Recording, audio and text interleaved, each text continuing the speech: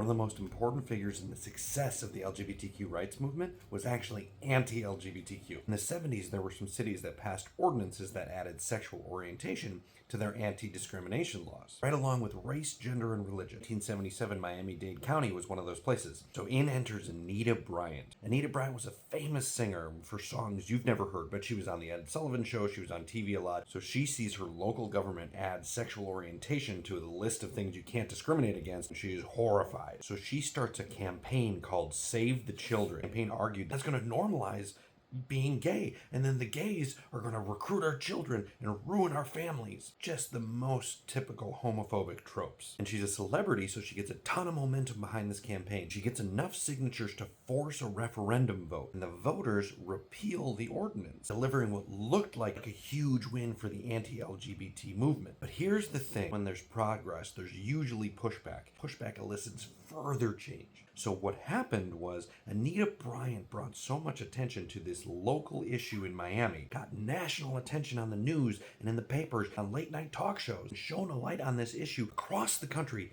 The LGBTQ movement was galvanized as they saw that if their opposition organized well enough, it could lose their rights to a vote. So in the wake of what Anita Bryant thought was a win in Miami, there was a groundswell of motion and support, and brought an energy to the LGBTQ rights movement across the country that we hadn't ever seen before. And that story is so important because the day that referendum passed, it passed with 70% of the vote.